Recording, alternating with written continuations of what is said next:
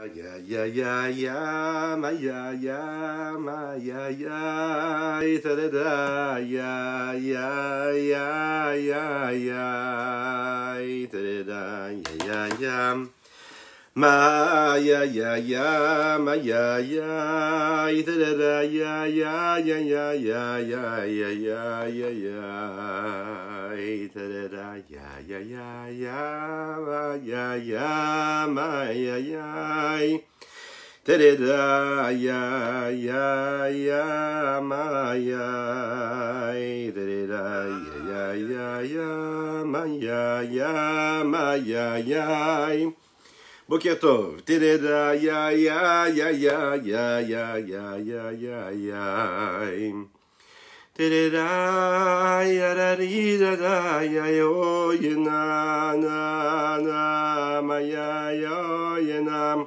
ya ya ya ya ya ya ya oh ye da di da mo ye ya ya ya ay ay ay ay ay ay ay ay ay ay ay da da mama mama mama ya ya ya ya ya ya da da ya yo na ma ya ya da di da da da ma ma ma ma ma ma ya ya ya ya ya ay ay ay ay ay ay ay ay ay ay ay da da da ya ya ya ya ma ya ya ma ya ya da da da ya ya yo na na da da da ya ya ya ya ma ya ya ma ya ya da ma ma ma ma ma ma ma ma ma ma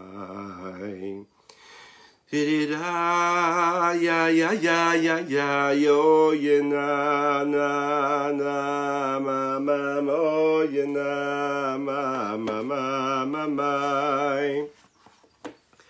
da ya ya ya ya ya ya yo ye na ya ya da ya ya ya ya ya ya ya ya ya ya da ya ya ya ya ya ma ya ya ya ya ya yo ye na ma ya ya yo da ya ya ya ya ya da da ya ya ya ya da da ya ya ya ya ya ya ya ya ya Boker Tov les Koulam, bonjour à toutes et à tous, je suis infiniment heureux de vous retrouver en cette magnifique matinée que Dieu nous offre sur la terre.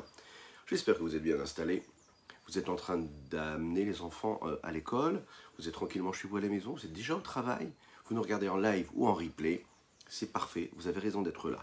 Nous avons développé aujourd'hui notre Tania du jour, notre petite portion de Tania quotidienne de Chassidut qui nous permet de donner un sens à notre existence, de comprendre un petit peu plus, de comprendre quelle est la volonté de Dieu et de prendre surtout des forces pour accomplir ce que Dieu attend de nous.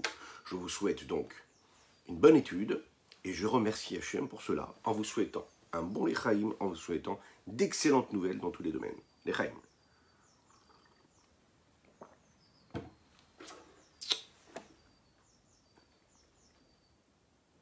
C'est très chaud. Nous avons parlé de la tzedaka les derniers jours. Les derniers jours qui viennent passer, nous avons parlé de la tzedaka. La tzedaka. La tzedaka, c'est important, et nous l'avons dit hier, quand on donne la tzedaka, c'est toute l'énergie de la personne qui se met dans cette mitzvah-là. Pourtant, dans la tefila, dans les brachot du matin, vous savez, dans les bénédictions du matin, on dit « Talmud Torah Keneged Kulam ». Il y a toutes les mitzvot que nous devons accomplir. Et parmi toutes ces mitzvot, il y a la mitzvah, la recommandation d'étudier la Torah. Étudier la Torah, oui. « Talmud Torah Keneged Kulam », ça équivaut à toutes les autres mitzvot. Alors, il faut se décider. Hein. Parfois, c'est l'esdaka, parfois, c'est l'étude de la Torah qui équivaut à toutes les mitzvot. « Talmud Torah Keneged Kulam », il faut se décider. C'est quoi ce en même temps hein. Le première fois qu'il y a le en même temps, il est ici, en fait. Hein, c'est un petit peu l'histoire qui raconte qu'il y avait un professeur toujours qui ne voulait pas que les enfants répondent à ces questions en disant « ça dépend ». Vous connaissez, ça dépend. Qu'est-ce que vous pensez de ça? Ben, ça dépend. Il refusait. Il fallait ou répondre oui, ou répondre non. Alors un jour, ses élèves lui ont posé la question, et puis le professeur, le professeur leur a répondu, ben, écoutez, ça dépend. Ça dépend de la situation. En fonction de la situation, la réponse sera noire ou blanche. Ok. Les élèves lui ont dit, mais notre professeur nous a éduqués, et il nous a dit qu'il n'y a pas de en même temps. C'est ou oui ou non. Il faut se décider. Vous savez ce qu'il leur a répondu? Ben, ça dépend. Bon. Alors, pourquoi Talmud Torah Keneged Kulam? C'est ce que nous allons voir aujourd'hui. En fait, oui, ça dépend. Ça dépend de quelle façon nous voyons les choses. Où est-ce qu'on se place et à quel niveau. Il y a des notions et des événements et des états dans lesquels on va dire que la tzedaka c'est plus important que toutes les autres mitzvot. Quand on la regarde d'un autre angle, la mitzvah c'est plus l'étude de la Torah. Et on va comprendre pourquoi. On est obligé de dire que tout dépend de quoi nous parlons, de ce que nous parlons. C'est mieux. A priori, quand on étudie la Torah, qu'est-ce qu'on utilise? On utilise notre sagesse, notre intellect. On utilise surtout aussi la partie la plus spirituelle que nous avons en nous. Beaucoup moins celle qui est matérielle. Quand on fait une mitzvah, par exemple, qu'on fait la tzedaka, on prend une pièce, on fait un virement, on utilise sa carte bleue, on fait la tzedaka. La tzedaka, c'est assez simple, hein, c'est matériel, c'est un geste. Ça ne demande pas de réflexion, ça demande une décision. C'est-à-dire une action plus qu'une décision même. Quand on étudie la Torah avec notre intellect, avec notre cerveau. On étudie la Torah, c'est spirituel. Dans un certain sens, donc, on est capable de dire que la tzedaka, elle est beaucoup plus concrète. C'est ce que nous avons dit hier. C'est-à-dire que quand on fait la tzedaka, on utilise nos actes, nos gestes. Et puis c'est concret. Hein, c'est pas juste comme ça des mots qu'on étudie. C'est concret. Ça prend vraiment de la place. C'est réel, c'est là. D'un autre côté, l'étude de la Torah influence beaucoup plus que la mitzvah de la tzedaka. Je vais mettre une petite pièce dans ma tzedaka. Ok, j'ai donné toute mon énergie que j'avais. Mais je reste celui que je suis, a priori. J'ai donné l'énergie que j'ai dû investir toute ma matinée pour travailler pour gagner cette pièce, et je l'ai donnée à un pauvre. Bien, au moment où je lui donne, je donne toute mon énergie. Parfait. Mais est-ce que ça m'a transformé, moi, de manière continuelle et constante? Est-ce que ça s'inscrit sur la durée, sur l'éternité? Alors, sous une certaine forme, nous l'avons dit, oui. En effet. Mais, quand on étudie la Torah, a priori, ça a une incidence. Et ça transforme réellement la personne de manière beaucoup plus pérenne et continue. Quand on étudie quelque chose, quand notre cerveau et notre spiritualité a été mis en mouvement, elle s'inscrit plus dans la durée que quand on fait un geste, a priori. Alors, à quel niveau on peut dire que l'étude influence l'homme et le change, mais de l'intérieur? Réellement de l'intérieur. Avec quoi nous étudions la Torah? Nous étudions la Torah avec la parole, mais surtout avec l'intellect. C'est la raison pour laquelle il y a une influence sur l'intellect et qui change l'intellect de l'intérieur. De l'intérieur, c'est l'intériorité de la personne. La Torah, c'est Chochmat Hashem. C'est la sagesse de Dieu. Lorsqu'un homme étudie, lorsqu'un homme comprend une loi qui a été donnée dans la Torah, la Chochma de Dieu, elle rentre en lui, elle s'immisce dans son intelligence, et de manière construite et graduelle et évolutive, elle va l'influencer, elle va le raffiner, elle va le purifier, elle va l'élever, elle va le sanctifier, elle s'imprègne, elle fait partie, elle devient sa personnalité. C'est ce qui influence la vision que l'homme va avoir sur le monde qui l'entoure. C'est ce qui va même changer la vie qu'il va avoir sur chaque élément, sur chaque chose qui se passe autour de lui. Ça le transforme. Ça va donner une autre forme d'importance qu'il a pour telle ou telle chose de la vie, pour telle ou telle notion de la vie. Jusqu'à ce qu'à un moment, il ne regarde plus le monde avec son regard et des lunettes superficielles, celles que le monde et la société lui offrent, mais avec un regard de Torah, avec un regard de Kedusha, de sainteté. Ça, c'est quand on arrive vraiment à une étape. Pour arriver à cette étape que quand on se lève le matin, quand on regarde le monde qui nous entoure, on le regarde toujours avec des yeux de Kedusha, de sainteté, avec des yeux du divin, avec ce recul qui est nécessaire à chaque fois, cela nécessite un travail d'intériorisation, de transformation intérieure. Ce travail de transformation intérieure, il peut se faire qu'avec la Torah, qu'avec l'étude de la Torah. Parce que l'étude de la Torah va imprégner le cerveau de la personne, elle va rentrer en lui, et elle va changer son mode de fonctionnement, son mode de jugement. Lorsqu'un homme accomplit une mitzvah, même si c'est la plus grande des mitzvot, comme la tzedaka, bien sûr qu'il va mettre énormément d'énergie dans cela, mais ça ne va pas du tout influencer, transformer ou changer son intellect. Et on le sait, l'intellect, c'est la partie la plus profonde de l'homme, la plus subtile, la plus raffinée, la plus élevée. Vous allez avoir une personne qui est très très très généreuse, et en réalité, si vous lui posez la question, vous lui demandez quelle est ta vision par rapport à la Torah, par rapport à Dieu sur terre, il va vous dire bah non, j'y crois pas, voilà, j'ai des questions, j'ai des doutes. Et voilà quelqu'un qui est très généreux, donc qui vient de faire une très grande mitzvah. Qu'on le veuille ou non, au niveau de Dieu, c'est un homme qui a agi, qui a fait une belle mitzvah. Il a fait une mitzvah parce qu'il a été généreux. Alors maintenant, intellectuellement, il n'assimile pas l'idée de Dieu. Ok, mais il a agi, il a fait une bonne action. Elle est comptabilisée, cette action-là. Donc on voit bien que je peux faire une très très belle mitzvah, et ça ne va pas me changer de l'intérieur. Quand je vais étudier la Torah, ça va me changer de l'intérieur. En conclusion de quoi, on peut comprendre donc que le but des mitzvot, nous l'avons dit, c'est de sanctifier le corps, de sanctifier l'âme animale, de préparer le monde à la délivrance totale, c'est de préparer son corps, préparer son âme animale, c'est-à-dire les transformer, les sanctifier, les élever. De tous côtés et de toutes parts. Quand on fait la tzedaka ou quand on étudie la Torah, eh bien chaque mitzvah va nous permettre de travailler sur un des angles.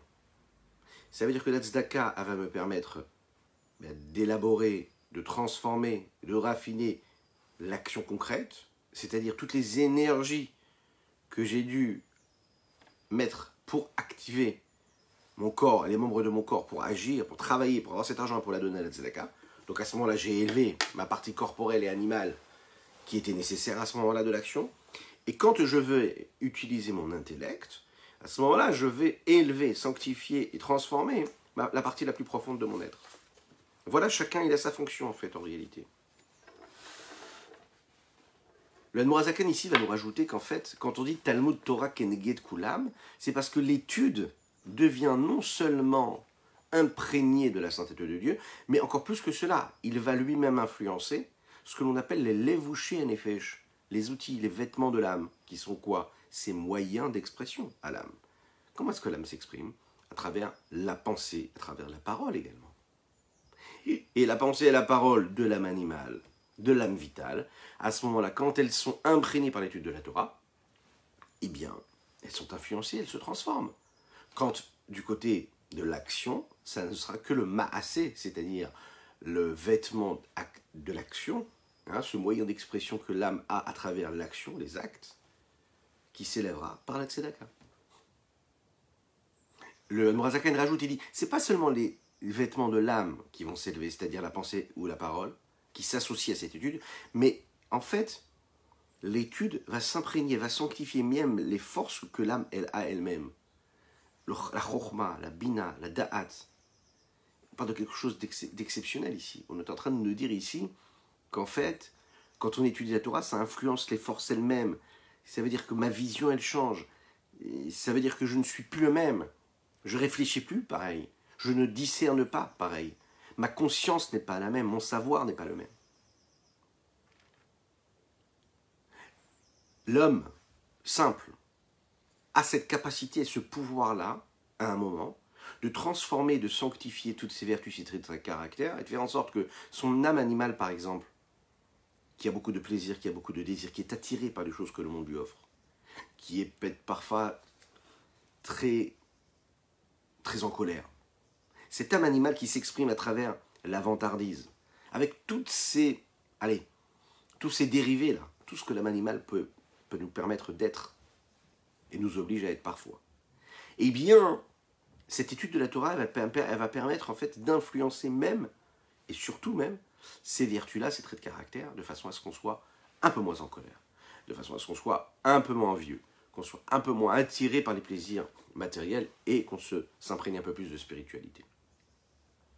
Ça, c'est la sagesse, et c'est le pouvoir de la sagesse. Regardez dans les mots ce que le Admorazaken nous dit ici, le Rabbi Shlomo Zalman de l'Iyadi.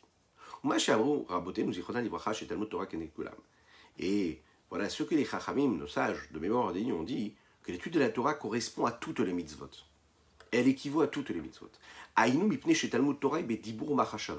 Parce que l'étude de la Torah, c'est dans l'étude qui se fait par la parole, par la pensée, et la parole et la pensée, nous l'avons dit, c'est les vêtements intérieurs de l'âme vitale. Vegam, mais aussi, c'est l'essence même intrinsèque du niveau de la sagesse, du discernement et du savoir de la conscience qui provient de l'écorce de Noga qui est faite de bien et de mal, neutre. Où elle se trouve dans l'âme vitale. L'âme vitale, c'est celle qui nous permet d'avoir, de faire, d'exister, physiquement, matériellement. À ce moment-là, quand on étudie la Torah, Nichlalod bigdusha mamash, elles sont incluses complètement dans la gdusha, dans la sainteté. Kishiosek batora beyon vesechel, quand il étudie la Torah et qu'il approfondit son étude avec son intellect. Et plus il va approfondir, plus il va s'imprégner, plus il va rentrer dans cette sainteté-là, et plus il va faire que la sainteté va influencer également toutes les forces de son intellect. Lechaim.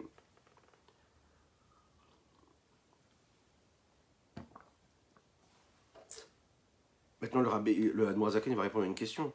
Nous avons dit que le Benoni, l'homme moyen, lui, a priori, il n'a pas la possibilité de transformer tous ses outils, tout son mode de fonctionnement, tous les vêtements de son âme. Alors, comment est-ce qu'on peut nous dire ici que quand il étudie la Torah, il les transforme et les élève? Et bien qu'on ait dit que l'essence même des vertus, des traits de caractère, comme par exemple Chesed, Gvura, Tiferet, Roulé, etc., la bonté, la rigueur, nous avons dit qu'on ne peut pas les transformer et les rendre de la Gdusha. Pourquoi? Parce que le mal qui provient de l'écorce est beaucoup plus présent et beaucoup plus fort dans les traits de caractère, dans les vertus, qui sont au niveau de la sagesse, de la compréhension et du savoir. Pourquoi? Parce qu'en fait, ils s'abreuvent, ils se nourrissent ici, à ce niveau-là, de la sainteté encore beaucoup plus. Parce que l'intellect, où est-ce qu'il se nourrit? Il se nourrit justement de ces forces-là qui lui sont données. Comme il est connu pour ceux qui connaissent la Chokhmat HaKabbalah. Chen, c'est Chokhmat HaNistarot, c'est toute la sagesse cachée qu'il y a dans l'ésotérisme de la Torah. Cette définition-là, extraordinaire, celle qui nous montre que quand on étudie la Torah, ce qui n'est pas le cas dans toutes les autres mitzvot, on a la possibilité de se transformer de l'intérieur, peut être illustrée par cette petite histoire là qui est racontée au sujet d'un très très grand écrivain qui s'appelait Herman Wouk, qui un jour a raconté cette histoire-là à un shaliach du rabbi dans le Minnesota qui s'appelait le Rav Moshe Peller. Il a dit, un jour j'ai rencontré le rabbi de Lubavitch en entrevue, ce qu'on appelle la Yichidut. Puis le rabbi et cet écrivain-là ont commencé à discuter sur la situation des Juifs aux États-Unis. Et donc cet écrivain disait, mais les Juifs américains ne sont pas du tout imprégnés de Torah, de judaïsme, ils sont très très très éloignés, ils ne sont pas concernés par cela. Le rabbi lui dit, non, pas du tout, je ne suis pas d'accord avec toi. Oui, mais il y a de l'assimilation, je ne suis pas d'accord avec toi. Le rabbi lui a dit comme ça. Il lui a dit, en fait, il faut savoir une chose. Tu ne peux pas dire aux Juifs américains ce qu'ils doivent faire, mais par contre, tu peux leur enseigner ce qu'ils doivent faire. C'est-à-dire, sa vision à lui, c'était quoi? C'est que le gros problème d'une personne, et le grand problème, d'ailleurs dans l'éducation en général, dans toute société, c'est l'ignorance. Le fait de ne pas savoir, de ne pas étudier. C'est ça la source de tous les problèmes. Le rabbi lui dit, en fait, en réalité, si on sait enseigner quelque chose, eh bien le monde sortira de sa torpeur. Si on sait enseigner la bienveillance, eh bien le monde sera bienveillant. Si on a la démarche, et on fait cette démarche-là, de choisir les bons mots au bon endroit, avec les bonnes personnes, eh bien on changera, on transformera le monde, comme il faut, en son temps. C'est pas pareil de dire et d'enseigner. Il ne suffit pas de dire, il suffit d'enseigner, c'est-à-dire dans les règles de la pédagogie. On raconte qu'il y a un jour, un rav d'une keila, d'une communauté, qui avait besoin de ramasser de l'argent pour refaire toute sa synagogue. La tzedaka, c'est important. Donc, il attend le jour de Shabbat, tout le monde est présent, et là il fait une annonce, j'aimerais vous faire une annonce très très très importante. J'ai vraiment besoin de vous, on a besoin d'1 million de dollars pour réparer et pour refaire cette magnifique synagogue que vous aimez tant. Là, tout le monde s'est dit, bah, parfait, est-ce que tout le monde est là? Ils se sont rendus compte qu'en fait, tous les riches de la communauté avaient été réunis. Ils se sont dit, ok, on est tranquille, combien l'un il va donner, combien l'autre il va donner. Il leur a dit, mais j'ai des bonnes nouvelles et des mauvaises nouvelles. Ah bon? Je vais d'abord commencer par les bonnes nouvelles. Baruch Hashem, merci mon Dieu, nous avons l'argent. L'argent, elle est déjà là. Tout le monde s'est dit, waouh, génial, l'argent est déjà là. Et la deuxième nouvelle, elle est un peu moins bonne. C'est que cet argent-là, elle est dans vos poches. Et maintenant, il va falloir la sortir de vos poches et la mettre dans la caisse de la communauté. C'est-à-dire qu'en fait, en réalité, nous avons chacune et chacun en nous la bénédiction dans notre poche, dans notre tête. Il suffit juste de faire le geste, de la donner, de l'extraire, de la faire sortir pour qu'elle puisse être présente. Maintenant, ça c'est la tzedaka. Maintenant, dans l'étude de la Torah, comment cela se vit? Alors, regardez ce que le Tanya va nous dire dans les mots ici. Lechaim, lechaim, lechaim.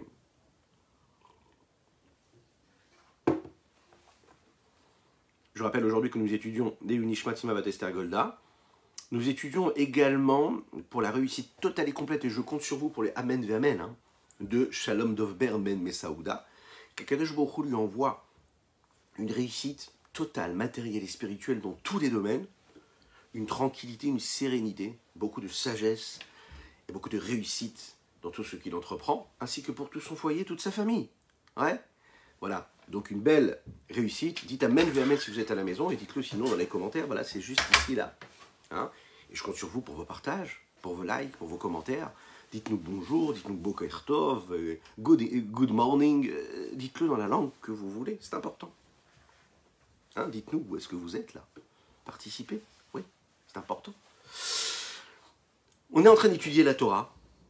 Et à ce moment précis où on est en train d'étudier la Torah, plongez dans l'étude, là maintenant, là, ce que vous êtes en train de faire. Et là d'un coup, il y a le téléphone qui sonne et on vous dit, il faut absolument que tu rentres à la maison, il faut que tu viennes t'occuper des enfants. Je ne peux pas du tout m'en occuper.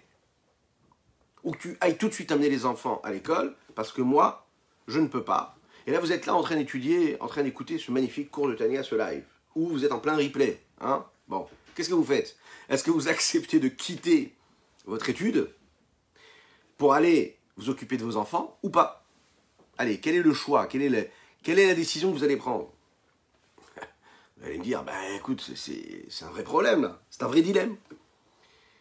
Bien sûr qu'il y a énormément de réponses. C'est-à-dire, allez, de manière sentimentale, si je réfléchis avec mes sentiments et mes émotions, je me dis, mais attends, l'enfant il a besoin de moi, je quitte mon étude et je vais m'occuper de l'enfant. C'est plus important que d'étudier la Torah. De l'autre côté, vraiment, qu'est-ce que je vais perdre si je me lève moi maintenant pour m'occuper de mon enfant? Je vais perdre l'étude de la Torah. Qu'est-ce qui est mieux? M'occuper de l'enfant ou pas? J'ai un ami qui m'appelle, je suis en train d'étudier, il m'appelle. Allô, j'ai une super affaire, faut qu'on se voit, viens, on prend un café. Ah, mais les cafés sont fermés. On trouvera une solution. Il faut que tu viennes. J'ai une super affaire. C'est un dilemme. Je suis censé gagner ma vie. Je suis censé travailler. Mais là, je suis en plein milieu de mon étude. Alors, on parle de quelqu'un qui a fixé un temps d'étude. Qu'est-ce que je fais? Je quitte mon étude et je vais prendre ce café, dans ce café qui est fermé, ou pas? C'est un dilemme. Si vous regardez bien, fermez les yeux ou pas, si vous conduisez, ne fermez pas les yeux, on est face à ces dilemmes et à ces conflits intérieurs sans arrêt dans notre vie. On passe notre vie à être dans ces dilemmes-là. Des conflits. Qu'est-ce qu'il faut faire? Qu'est-ce qu'il faut ne pas faire? Qu'est-ce qui est plus important que ce qui ne l'est pas? Qu'est-ce qui doit prendre le dessus sur le reste ou pas? Vous savez, ça c'est la partie émergée de l'iceberg des dilemmes et des conflits auxquels nous sommes confrontés tout au long de notre vie. Tout le temps, on est face à ces conflits. En même temps, il faut décider qu'est-ce qu'il faut faire, et en même temps, on ne sait même pas si ce que nous avons décidé de faire était bien. En même temps, on décide, et en même temps, on sait qu'on remet en question déjà notre décision. En même temps. On ne sait pas où il faut aller, on ne sait pas où il faut investir du temps, on ne sait pas où il faut toujours investir de l'argent, où est-ce qu'il faut mettre notre attention, avec quoi on décide de passer quelques temps avec notre famille, on se dit, mais est-ce que je fais ce qu'il faut là? Je suis en train de rire avec eux là, passer un bon moment, juste m'amuser avec eux sur le fauteuil. Est-ce que c'est vraiment ce que je dois faire? Je ne suis pas censé étudier la Torah là, et puis je suis peut-être censé aller trouver une solution pour gagner un petit peu plus ma vie, comme ça je vais pouvoir leur payer des vacances aux enfants.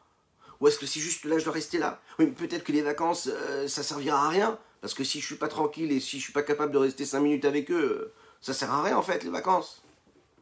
Des dilemmes, des conflits, continuellement. Pour cela, il faut comprendre quel est le sens de la vie. Quand on est capable de comprendre quel est le sens de la vie, alors là, on arrive à voir les choses et donner un ordre de priorité et de voir les choses différemment. C'est-à-dire de reprendre tout à la base. Et une fois qu'on sait voir les choses comme il faut et donner du sens aux vrais éléments et aux vraies notions, alors à ce moment-là, les décisions vont changer. Pourquoi est-ce qu'il y a des conflits? Pourquoi est-ce qu'il y a des dilemmes? Parce qu'on ne sait pas donner l'importance qu'il faut aux choses qu'il faut, au moment où il faut, et à l'endroit où il faut. Donc, on a des dilemmes. Mais dès l'instant où on a vraiment bien réfléchi au sens que la vie nous donne, et qu'on doit donner à la vie, le sens que la Torah, elle, nous a donné, et vous allez voir que les décisions et les dilemmes sont beaucoup moins importants. Les doutes sont beaucoup moins importants. On s'inscrit dans quelque chose de constructif.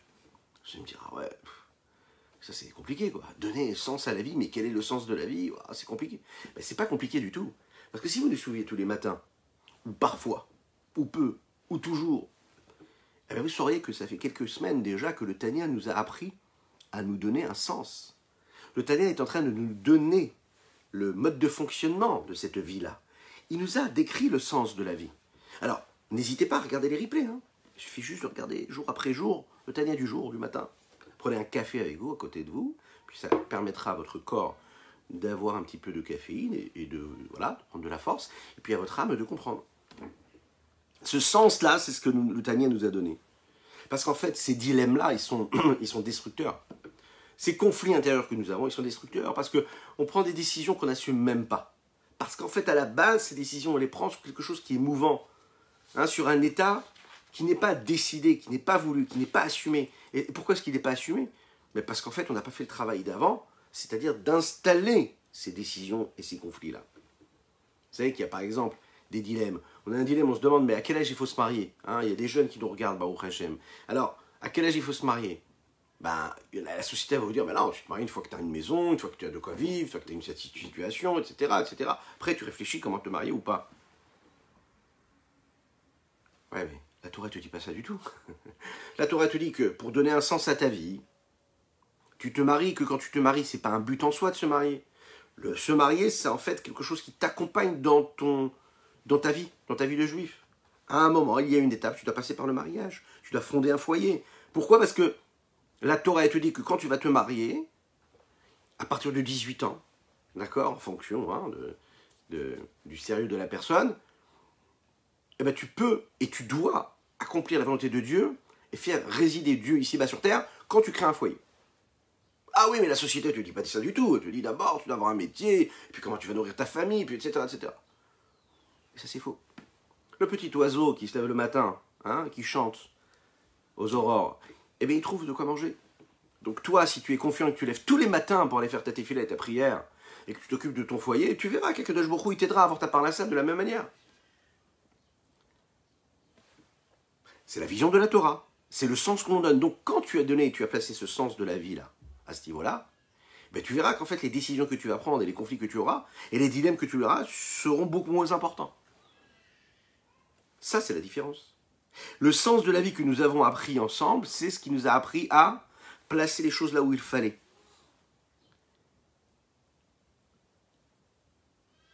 L'ordre des priorités. Alors pourquoi est-ce que l'étude de la Torah peut m'aider à cela? Pourquoi est-ce que passer beaucoup de temps, mettre beaucoup d'énergie à l'étude de la Torah me permet de déceler quel est le sens à la vie, quel est le sens de la vie? Dira Betartonim, c'est le grand projet. Faire de ce monde un lieu de résidence pour Dieu ici-bas, c'est ce qu'on attend de nous. Donc, quand on est capable de savoir que tous les gestes que nous sommes en train de faire, les décisions que nous prenons, les pensées que nous avons, les aspirations, les rêves, les ambitions que nous avons, correspondent à ce grand projet divin de faire de ce monde-là une demeure pour Dieu ici-bas, alors on sait qu'on touche un petit peu le côté de la vérité. Quand on comprend qu'en réalité, le conflit de base que nous avons dans notre vie, ça n'est pas de choisir la couleur de la peinture, mais surtout, le conflit de base, c'est le matériel ou le spirituel, le profane ou le divin, le profane ou le saint. Alors à ce moment-là, je comprends qu'en réalité, à chaque fois que je vais faire tel ou tel geste, à chaque fois que je vais prendre telle ou telle décision, telle pensée ou telle parole, ça va se rapprocher plus du côté de la sainteté ou moins du côté de la sainteté. Et on va voir qu'en réalité, quand on utilise la sagesse, il y a quelque chose de particulier qu'il n'y a pas dans les autres membres. Puisque la sagesse se joue dans l'intellect. Mais pas seulement, on va le voir tout de suite. Qu'est-ce qui fait l'oxygène d'un homme? C'est son sang. Le sang, c'est quoi? C'est l'âme. Qu'est-ce qu'il est dit dans la Torah? Qui a d'âme ou un nefesh. Le sang, c'est l'âme. C'est-à-dire que l'âme de l'homme, où est-ce qu'elle se trouve? Partout dans l'homme. Où est-ce qu'elle se trouve? Si je vous demande à vous, où se trouve l'âme? Il y en a qui vont répondre, ils vont dire dans le cœur. Il y en a qui vont répondre, non, c'est dans la tête. Viens la chassidoute, la Kabbalah, elle vient te dire, non, pas du tout. Sache qu'en réalité, l'âme, elle se trouve partout, dans tous les membres du corps. L'âme se trouve dans le sang. Eh oui, c'est le sang. Et donc, qui, Adam ou Nefesh, le sang va dans toutes les parties du corps. C'est l'histoire du rabbi Shlomo Zalman de Liadi. Ok? Rabbi Shlomo Zalman de Liadi, c'est l'auteur du Tanya. Ce saint maître-là, il avait un petit-fils qui s'appelle le Tzemar Tzedek. Le Tzemar Tzedek qui va devenir donc son petit-fils, celui qui va prendre la place ensuite de son père, de son oncle, qui était le Hadmour Haïm Tsaï, le fils du Hadmour Hazaken, et qui a écrit des œuvres phénoménales, extrêmement belles, qui concernent la Kabbalah, qui concernent la Halacha, la Chassidut. Et l'autre Tzemar Tzedek, il est tout, c'est un enfant. Et il est sur les pieds de assis sur les jambes de son grand-père. Et son grand-père lui dit, mais dis-moi, où est-ce qu'il est grand-père? Est-ce que tu es capable de définir grand-père? Où est-ce qu'il est? Qu'est-ce que c'est grand-père? Et là, le petit garçon, il lui dit, ben, c'est la barbe. La barbe, c'est grand-père. Alors son grand-père lui dit, mais non, c'est la barbe, c'est pas grand-père. Alors le petit enfant, il lui montre les cheveux. Alors son grand-père, le Hadmorazaken, lui dit, mais non, c'est pas ça grand-père, ça c'est les cheveux de grand-père. Grand-père, c'est pas ça. Il lui montre les pieds, il dit, mais non, pareil, c'est pas les pieds, grand-père. Ça c'est les pieds de grand-père. Mais grand-père, c'est pas que les pieds. Alors, le petit garçon, il décide de descendre des bras de son grand-père, le Hadmorazaken, le Tzemar Tzedek, et puis il court vers la porte, et il fait semblant de se coincer les doigts dans la porte.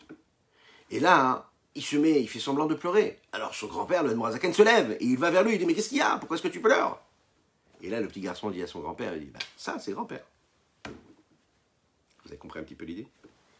L'idée, c'est de dire qu'en réalité, chaque membre de notre corps est imprégné d'une vitalité, d'une oxygène. Et cet oxygène-là, c'est celle qui permet de faire passer, d'influer l'énergie, la vitalité de la personne. Il y a donc, dans tous les membres de notre corps, il y a de l'âme. Mais il y a quelque chose de particulier dans la sagesse qu'il n'y a pas dans les autres membres du corps. On a compris qu'il y avait une différence, par exemple, entre le niveau d'influence que pouvait avoir chaque mitzvah que nous accomplissons. C'est-à-dire que quand je fais telle ou telle mitzvah avec tel ou tel membre, je fais rentrer de la sainteté dans tel ou tel membre. Quand on étudie par exemple la Torah, on étudie avec la pensée. Alors, on peut étudier en faisant des gestes, comme on fait là maintenant, mais on étudie surtout avec la pensée.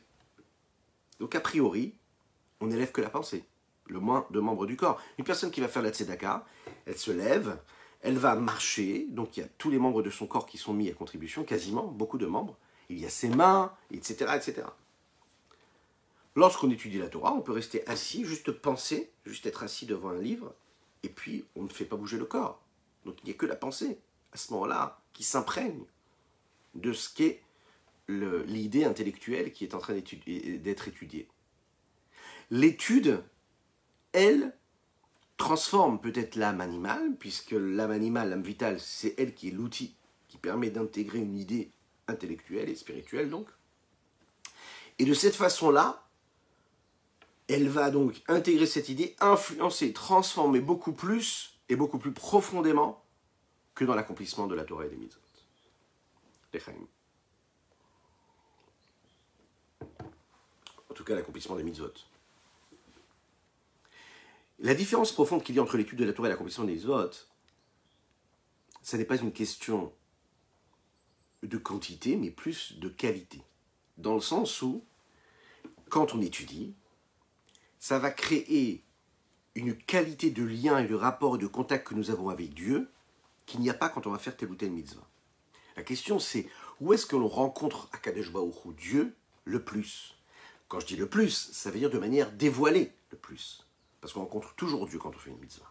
Mais quand est-ce que Dieu se dévoile le plus dans une mitzvah? Est-ce que c'est quand on fait une mitzvah concrète ou est-ce que c'est quand on étudie la Torah avec notre tête? On peut comprendre cela dans ce principe même que le Zohar nous a donné, à savoir qu'il y a 248 commandements positifs et que quand on accomplit les 248 mitzvot positifs, cela correspond à nos 248 membres. Mais il ne dit pas que cela, le Zohar. Le Zohar nous dit que ça correspond aux 248 membres du Malka. C'est qui le Malka? C'est Dieu. Ça veut dire que chaque mitzvah est en correspondance avec un des membres de Dieu. Donc en fait, on dévoile Dieu à travers chaque mitzvah. Akadosh Baruch Hu, qui est lui le donneur d'ordre, si on veut. Donc de la même manière que chaque membre, c'est le moyen d'expression de la volonté de l'âme d'une personne. Donc les mitzvot, c'est aussi le moyen d'expression et l'expression même de la volonté de Dieu. Alors que quand on étudie la Torah, on ne nous dit pas que c'est un membre du corps de Dieu. On nous dit que c'est Chochmat Hashem, quand on étudie la Torah, on rencontre Dieu. Mais quel Dieu? On rencontre la sagesse de Dieu dans l'étude de la Torah. Quand on réfléchit bien, où est-ce que l'âme se trouve le plus? Est-ce que c'est dans le cerveau, dans les membres du corps? On va pouvoir comprendre la différence qu'il y a entre l'étude de la Torah et les mitzvot. La base, c'est que notre âme, elle se trouve partout. Nous l'avons dit, elle ne se trouve pas que dans la tête, elle se trouve dans tous les membres du corps. C'est un petit peu, vous savez, ce qu'on apprend, on apprend le langage du corps. On est capable de déceler le langage du corps, celui qui est expert en cela. Ok. Qu'est-ce qu'on décèle dans le langage du corps? Parce que tout le corps, en fait, est en train de donner des renseignements sur ce qui se passe dans l'âme qui est dans ce corps-là. C'est la raison pour laquelle l'âme est dans tous les membres du corps. La question, c'est où est-ce qu'elle est le plus dévoilée? Où est-ce qu'on ressent le plus notre âme? N'hésitez pas à donner votre avis, vous, dans les commentaires. Est-ce que vous la sentez plus exister dans votre cœur? Vous dites, voilà, je sens mon âme exister parce que je suis sensible à telle ou telle situation. Il y en a un autre qui va vous dire, non, pas du tout, mon âme, je la sens exister quand je prie. L'autre va vous dire, je sens mon âme quand j'étudie. Maintenant, qu'est-ce qu'elle pense, la chassidoute, de ça? Où est-ce qu'elle se trouve l'âme le plus? Alors bien sûr, quand on ressent notre âme, on la ressent le plus dans le cerveau. Ben oui, parce que c'est ce qui nous paraît le plus subtil, le plus raffiné. Et notre partie la plus raffinée, la plus subtile, c'est dans le cerveau qui se passe. C'est là où se trouve la personnalité d'une personne. C'est là où se trouve la conscience, le savoir, les volontés, l'intellect. C'est là où se trouve le centre même de ce niveau, de l'épaisseur de l'âme que nous avons. Elle se trouve partout, l'âme, dans tous les membres du corps, puisque c'est elle qui donne la vitalité à tous les membres. C'est elle-même qui donne l'ordre à chaque membre d'accomplir la volonté que l'âme elle peut avoir. Donc elle accompagne sa volonté qui se trouve dans son cerveau. Mais, où est-ce que tout cela se passe? Le point essentiel, névralgique, où est-ce qu'il se trouve, comme son nom l'indique? Dans le cerveau. Ouais. En deux mots, on peut retrouver la présence et le dévoilement de quoi? De l'âme, précisément dans le cerveau, bien plus que dans tous les autres membres du corps qui, eux, sont là pour, souvent, accomplir et matérialiser, concrétiser les volontés du cerveau, de l'intelligence et de la sagesse. C'est intéressant de voir que le cerveau de l'homme ne fait pas partie des 248 membres. La Mishnah dans Masechet Hohalot, elle nous dit comme ça, que dans toutes les lois qui concernent l'impureté de quelqu'un qui quitte ce monde-là, elle ne compte que les membres qui sont faits de chair et d'os. Alors que le cerveau, lui, n'est pas constitué de chair et d'os, puisqu'il n'a pas d'os, le cerveau. Sa matière n'est pas du tout la même. En même temps, on sait que le cerveau et tous les membres intérieurs qu'il y a dans le cerveau sont quand même considérés comme des membres par rapport à d'autres halachot, par rapport à d'autres lois. Ce qui veut dire ici, le Admorazaken l'explique dans les Likutei Torah parce qu'il le dit. Il y a les membres extérieurs et les membres intérieurs. Les membres intérieurs qu'il y a dans le cerveau, raffinés, subtils, ne s'expriment pas et ne sont pas constitués, ne sont pas de chair, n'ont pas de consistance, autant que tous les autres membres du corps qui, eux, ont de la consistance. Et en fait, qui peut le moins, peut le plus. Ça veut dire que, puisqu'ils ne sont pas constitués de cette chair-là, de cette matière qu'il y aurait dans tous les autres membres du corps, le Rabbi Shimon Zalman l'explique dans les L'écoute de la paracha justement, Pécoudé, ça c'est magnifique puisque c'est la paracha que nous allons lire, Be'ezrat Hashem demain, il lui dit que ses membres intérieurs ont plus de vitalité que tous les autres membres. C'est quoi ces membres-là?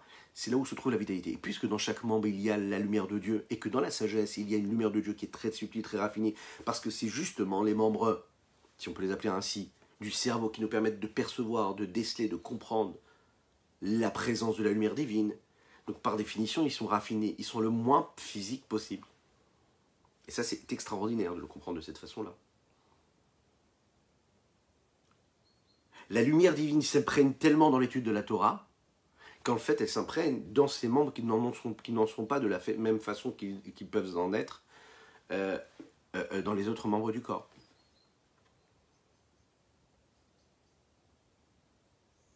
Donc toi, quand tu as envie de rencontrer Dieu de manière la plus belle, qu'est-ce que tu fais?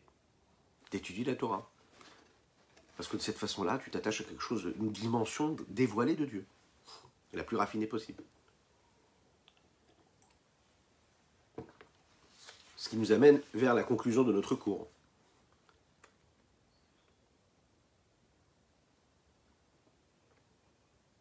Lorsque je veux rencontrer une personne, lorsque je veux savoir qui il est, j'étudie avec lui, je l'écoute parler. J'échange avec lui intellectuellement, je vois ce qu'il a au fond de son cerveau.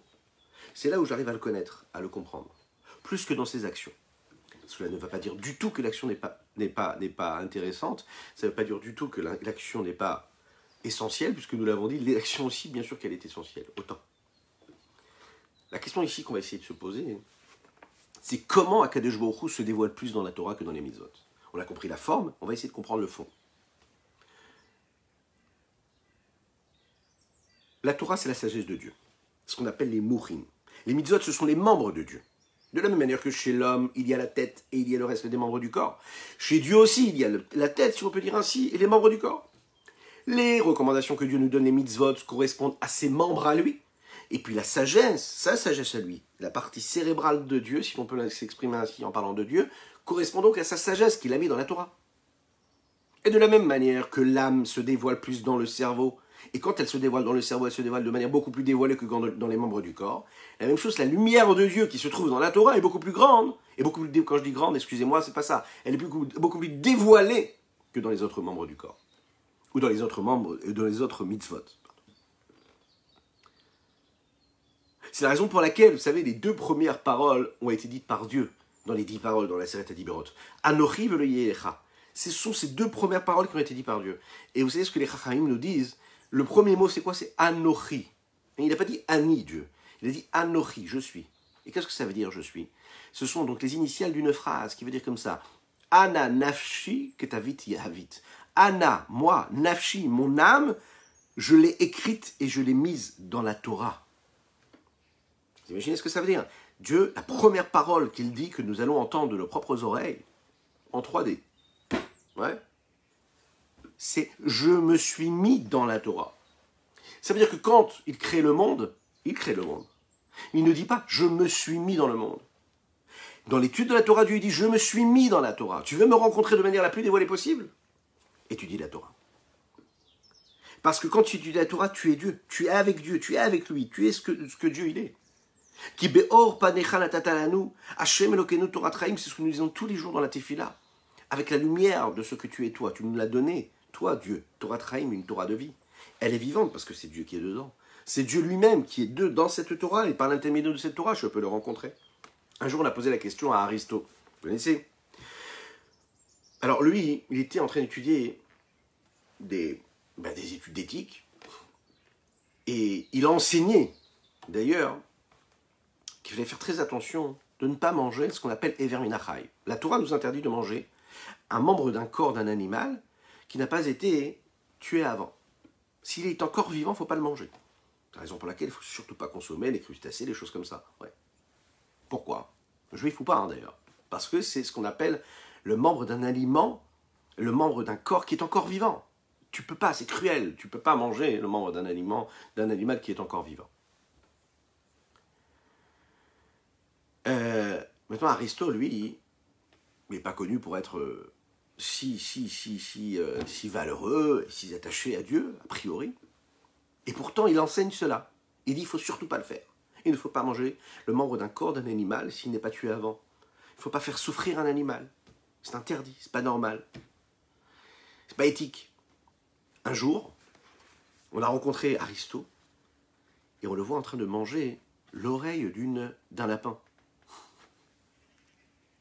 On lui a dit, mais comment est-ce que vous pouvez faire une chose pareille? Tu nous as appris que c'était pas moral. Comment est-ce que tu peux faire une chose pareille? Vous savez ce qu'il a répondu? Vous savez ce qu'il a répondu ou pas? Il a dit, mais là, c'est pas Aristo, là. Là, c'est moi qui mange. Vous avez compris ou pas la réponse? Ça veut dire,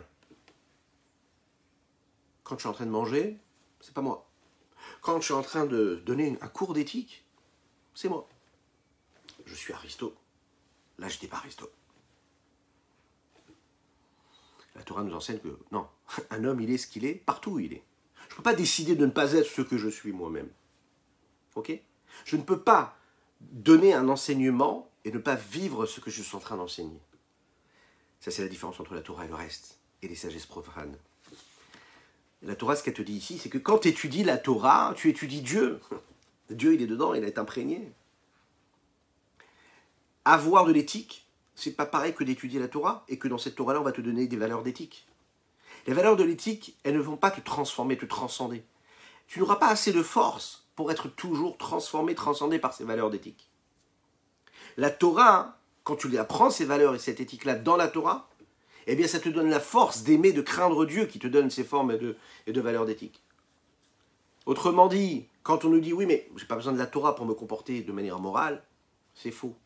Parce qu'un homme, il est capable de faire des choses immorales, d'avoir un comportement qui est totalement contradictoire le matin et le soir. La différence, c'est que quand il fait ce qu'il fait, qu'il respecte ce qu'il respecte, parce que la Torah lui a demandé de respecter, il a la force, il a une force en plus. C'est qu'il fait ça parce qu'au moment où il le fait, il se connecte à la sagesse de Dieu qu'il a étudiée, qui a été enseignée dans la Torah. Et à ce moment-là, il rentre dans une dimension qui est supérieure. Déjà, qui va lui donner plus de force, de ne pas être contradictoire, d'être vraiment ce qu'il est lui, parce qu'il est en train de s'imprégner de la présence de Dieu, de la sainteté de Dieu, et donc de la crainte de Dieu et de l'amour de Dieu. Et ça, c'est pas pareil que de juste apprendre les règles de l'éthique, en général et indépendamment de la Torah. On reste toujours celui que nous sommes, et on ne peut pas dire qu'on a différents vêtements. Là, c'est moi, et là, c'est pas moi. Non, ce que tu as écrit décrit ce que tu es. Hein, c'est un grand débat qu'il y a eu, et qu'il y a toujours, en fait. Est-ce qu'un artiste qui écrit des œuvres, est-ce que ça définit ce qu'il est ou pas? Est-ce qu'il peut écrire quelque chose et dire « Ah ben non, moi je suis pas raciste, ou je suis pas antisémite, ou je ne suis pas ci, ou je ne suis pas ça, et pourtant je vais écrire des énormités et des choses terribles. » Non, si tu l'écris, c'est ce que tu es toi. Tu ne peux pas dire « Non, ça c'est pas moi. » Ah, tu peux avoir fait une erreur, mais tu ne peux pas dire « Ça c'est vrai, et ça c'est pas vrai. » Non, tu es ce que tu véhicules, et ce que tu transmets de ce que tu es toi. Hein, tu ne peux pas te détacher. Mais c'est un autre sujet que nous aborderons à une autre occasion, si vous le voulez bien. Quelle est l'idée ici? L'idée se trouve que dans la Torah, je peux dévoiler Dieu. Et on va conclure avec ça. Le dévoilement du divin se trouve dans ce qui est caché de ce qui est dévoilé dans la Torah. Le Zohar nous le dit, la Kabbalah nous le dit. Plus je vais étudier les profondeurs de la Torah, les parties ésotériques de la Torah, plus je vais pouvoir déceler la présence de Dieu qui se dévoile à travers l'étude de la Torah. Plus je vais étudier le Tanya, plus je vais étudier la Chassidut, plus je vais étudier un petit peu toutes ces, plus qu'un petit peu, beaucoup, toutes ces notions-là qui me permettent de rentrer dans le message profond qu'il y a dans chaque notion, là, je m'imprègne encore plus de manière dévoilée de ce que Dieu attend de moi. Dans la Torah, si vous voulez, il y a différentes facettes, différents niveaux. Il y a ce qui s'exprime à travers la simplicité matérielle et physique, il y a ce qui s'exprime à travers la partie dévoilée de la Torah et ce qui se transmet à travers le côté halachique de la Torah. Et il y a ce qui se transfère et qui se transmet à travers la partie profonde, ésotérique, kabbalistique, chassidotique de ce que nous étudions dans la Torah. Il y a différents degrés, différents paliers. Et il faut franchir chaque palier, chaque petite marche qui nous permet de comprendre ce qui se passe derrière. Si je lis la Torah, je peux voir quelque chose d'assez simple. Parfois, ça nous raconte une belle histoire, parfois moins. Parfois, on nous donne des ordres, des recommandations. Ça peut paraître sec. Le Admorazaken nous dit, c'est un petit peu comme l'eau, si vous voulez. De la même manière que l'eau, ça descend d'un endroit qui est très très très très haut, et ça va à un endroit, ça va jusqu'à un endroit qui est très très très bas. et que quand ça descend en bas, l'eau n'est jamais altérée. C'est-à-dire l'eau qui était en haut reste la même eau qui deviendra celle qui sera en bas. La Torah aussi est descendue d'un endroit qui était très spirituel vers un endroit qui était le plus matériel possible. Chaque petite parcelle de ce que je peux comprendre de la Torah reflète ce qu'il y a tout en haut de cette Torah, à savoir Dieu qui se révèle à travers l'étude de la Torah. Donc en réalité, quand on se pose la question, on se dit, où est-ce que je vais pouvoir rencontrer Dieu de manière dévoilée, le plus possible? Eh bien la réponse elle est simple, en étudiant la Torah, encore plus que quand j'accomplis toutes les autres mitzvot. Zot ve'od. Acheret. La chorma, la sagesse face à tous les autres membres. Veillez aoula al-kulana, elle est encore plus élevée que toutes. Bemalat et sektal Torah al-kol mitzvot, l'étude de la Torah, la valeur de l'étude de la Torah sur toutes les autres mitzvot. Alpi machin liberalel beshomatikunim, des remach pekodim et des remach revarim des malka. Par rapport à ce qui a été expliqué dans les textes de Kabbalah du Zohar, que les 248 mitzvot correspondent aux 248 membres du roi, Akadosh Baruch Hu. Comme be'adam atarton derech machal, comme chez l'homme ici inférieur, ici bas. Enor vedimum klal ben achayut sheberamach. Et varav legabe achayut shebemochin. Il n'y a pas de ressemblance, il n'y a pas de comparaison entre la vitalité qu'il y a dans les 248 membres et la vitalité qu'il y a dans le cerveau de l'homme. Cet intellect-là qui est séparé en trois parties, trois niveaux, la sagesse, le discernement, le savoir, la conscience. C'est ce qui se passe aussi ici. L'avdil bervot avdalot, si on peut donner l'exemple ici par rapport à Dieu, et bien sûr on imagine qu'il y a des milliers de différences, hein, et qui se détachent vraiment de l'exemple qu'on est en train de donner, de cette allégorie-là. Si on peut dire ainsi, la lumière qui est claire, la lumière infinie du Saint béni soit-il qui s'habite dans les mitzvot concrètes, qu'il n'y a pas du tout de rapport avec la lumière qui se révèle dans la Torah, les gabé Arat Sof, par rapport à la lumière de l'infini du Saint béni soit-il qui se révèle dans la partie sagesse, la partie sagesse, discernement et savoir et conscience qu'il y a dans la sagesse de la Torah. Chaque homme en fonction de son intellect et de sa capacité de saisir, de compréhension. Et bien qu'un homme ne peut pas comprendre la sagesse de la Torah, si ce n'est que par des notions matérielles et physiques, parce que c'est ce qui se passe ici, quand on étudie la Torah, on se rend compte qu'on nous parle de lois très concrètes, hein, des lois de la vie de tous les jours, d'un champ, comment on laboure pas, est-ce qu'on a le droit d'échanger ça, est-ce qu'il faut laisser cette épi de blé ou pas, est-ce que j'ai le droit d'utiliser un âne et un bœuf en même temps pour labourer un champ, c'est des choses qui sont très concrètes, très matérielles. Ces lois-là qui véhicule la présence et le dévoilement de l'infini du Saint béni soit-il dans cette sagesse-là, cette sagesse qui nous parle de matériel, elle est voulue de cette façon-là. Parce qu'en utilisant le sujet matériel, je peux, disons, y imprégner le spirituel de Dieu. La lumière de l'infini du Saint béni soit-il, c'est la raison pour laquelle dans les mots ici, il nous le dit, c'est la raison pour laquelle elle est comparée à l'eau,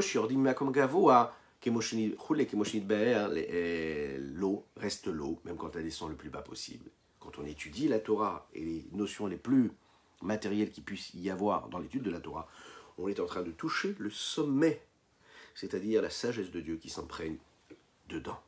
Je vous souhaite une excellente journée, je vous souhaite un excellent Shabbat Shalom, un extraordinaire Shabbat Shalom, que Dieu vous fasse. Qu'on puisse vivre un Shabbat de sérénité, de tranquillité, de paix dans les foyers, de joie véritable, celle qui nous amènera à celle de la venue de Mashiach Tzidkenu Bekarov Mamash. Et puis on se quitte avec un Shalom Aleichem. Je vous rappelle qu'il est important de liker, de commenter et de partager avec tous vos proches ces moments d'étude de la Torah. C'est ce qui nous permettra de diffuser encore plus l'étude de la Torah. Et à ce moment-là, d'amener Mashiach, partagez, likez, commentez, faites-le. Je compte sur vous. Vous êtes la force de ce rendez-vous. Shalom Aleichem, Malachi Asharet, Malachi Elyon, Melech Malchei Hamelachim HaKadosh Baruch Hu. Shalom Aleichem, Malachei Asharet, Malachei Elyon, Melech Malchei Hamelachim HaKadosh Baruch Hu. Shalom Aleichem, Malachei Asharet, Malachei Elyon, Melech Malchei Hamelachim HaKadosh Baruch Hu. Tzechem leshalom, Malachei Ashalom, Malachei Elyon, Mi melech malchei hamelachim hakadosh baruch hu. Shabbat shalom les koulam. Que des brachot pour toutes et tous.